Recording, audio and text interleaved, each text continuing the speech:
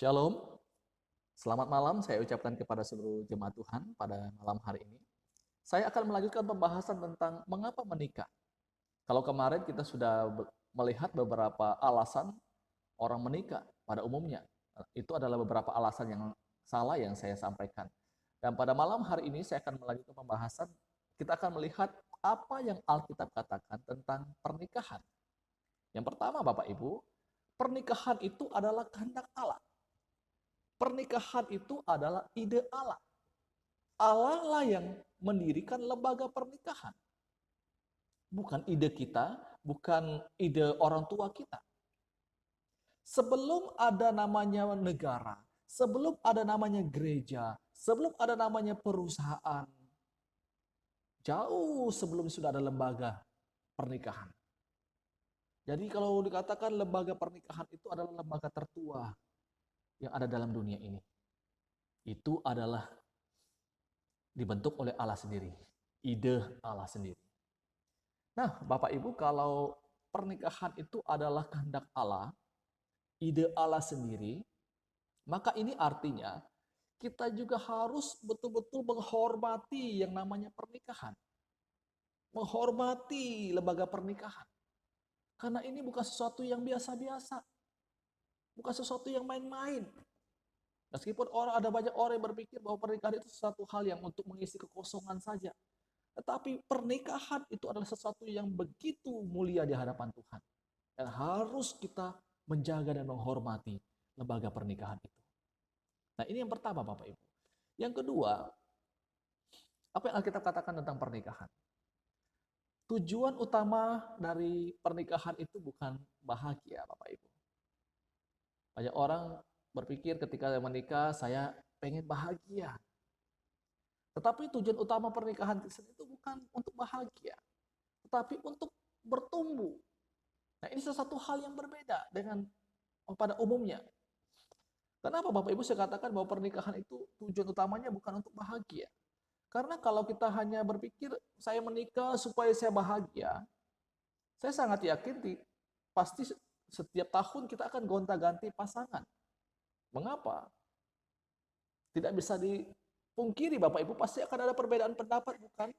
Ada pertengkaran di antara suami istri. Nah, kalau kita bertengkar bagaimana mungkin kita bisa bahagia? Jadi kalau mau dikatakan tujuan utama dari pernikahan adalah kebahagiaan, bukan itu Bapak Ibu. Tapi tujuan utama dari pernikahan itu adalah pertumbuhan. Bagaimana kita bertumbuh secara rohani Bapak Ibu. Nah, kalau tujuan pernikahan itu adalah pertumbuhan, maka dalam kondisi yang sesulit apapun, kita akan mempertahankan pernikahan itu. Mengapa? Karena kita sadar bahwa melalui wadah pernikahan itu adalah alat di dalam tangan Tuhan untuk membentuk kita, membentuk suami, membentuk istri. Kita belajar bersama-sama untuk terus bertumbuh di dalam pengenalan akan Kristus. Bapak Ibu, sadarkah kita bahwa di dalam pernikahan itulah kita banyak belajar. Kita belajar yang namanya mencintai Bapak Ibu. Di saat pasangan tidak semenarik pada waktu kita pertama kali berjumpa dengan pasangan kita. Dulu masih begitu menariknya, begitu luar biasa penampilannya. Tapi bertahun-tahun dalam pernikahan pasti tidak akan selalu seperti itu Bapak Ibu. Nah, di sana kita akan belajar. Meskipun sekarang pasangan saya, istri saya, suami saya tidak seperti semenarik yang dulunya lagi. Saya terus belajar mencintai dia apa adanya. Selanjutnya di dalam pernikahan juga kita belajar yang namanya menghormati orang lain Bapak Ibu. Kalau kita tidak bisa menghormati pasangan kita, maka mustahil kita juga bisa menghormati orang lain. Kita belajar menghormati orang yang bersama dengan kita setiap hari. Di dalam pernikahan juga kita belajar yang namanya mengampuni Bapak Ibu. Setiap hari mungkin pasti ada saja perbedaan pendapat. Kita bisa bertengkar, berselisih paham dengan kita punya pasangan. Nah, kita belajar untuk mengampuni ketika ada pasangan menyakiti, melukai. Di sana kita belajar lagi untuk mengampuni pasangan kita. Di dalam pernikahan juga kita belajar yang namanya rendah hati, Bapak Ibu. Kalau ada pertengkaran, siapa yang harus minta maaf? Apakah harus sama-sama berkeras hati? Oh, saya benar. Pasangan saya dia harus minta maaf karena dia yang salah. Saya tidak mau minta maaf. Kalau dua-duanya berkeras seperti itu, maka tidak akan ada penyelesaian. Nah, di sana belajar namanya rendah hati. Meskipun kita rasa bahwa kita benar, belajar untuk, oh, Tuhan mengajarkan saya untuk rendah hati. Maka kita bisa mempraktekkan itu dengan belajar rendah hati untuk menyelesaikan persoalan dengan pasangan kita. Selanjutnya Bapak Ibu, di dalam rumah tangga juga atau dalam pernikahan kita belajar yang namanya sabar. Kita lihat karakter, kita punya pasangan, tidak seperti yang kita harapkan. Kok dia lambat sekali? Tidak seperti kita sudah geram dengan sikapnya. Kita minta ini dia terlalu slow misalnya. Nah, Bapak Ibu, kita belajar untuk bersabar banyak hal di dalam pernikahan. Di dalam pernikahan juga kita belajar yang namanya mengenal kasih Allah, Bapak Ibu.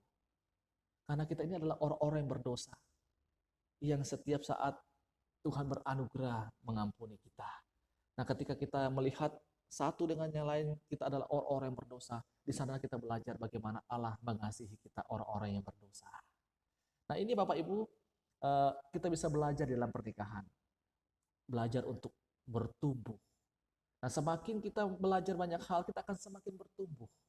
Jadi orang yang paling banyak membentuk kita, terus bertumbuh secara rohani, bertumbuh secara karakter. Bukan orang lain sebenarnya. Pasangan kita lah yang paling banyak membentuk kita. Tanpa kita sadari, Bapak Ibu. Dan yang terakhir, apa yang Alkitab katakan tentang pernikahan? Pernikahan adalah kesaksian. Efesus pasal 6 ayat yang ke-32. Lembaga pernikahan adalah alat di dalam tangan Tuhan untuk kita menyaksikan kepada orang lain tentang bagaimana Allah mengasihi kita. Kita menyatakan itu kepada di dalam pernikahan kita bagaimana seorang suami mengasihi istrinya seperti Kristus mengasihi jemaatnya. Seorang istri juga belajar untuk mengasihi, belajar untuk menghormati suaminya. Nah, ketika anak-anak melihat, oh, papa dan mama saya saling menghormati, saling mengasihi, itu kesaksian hidup yang dilihat oleh anak-anak kita.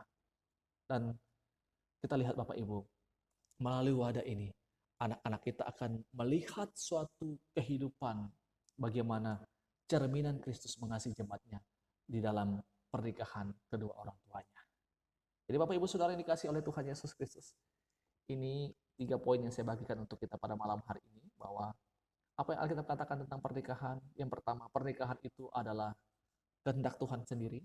Yang kedua, pernikahan itu adalah tujuan utamanya adalah pertumbuhan.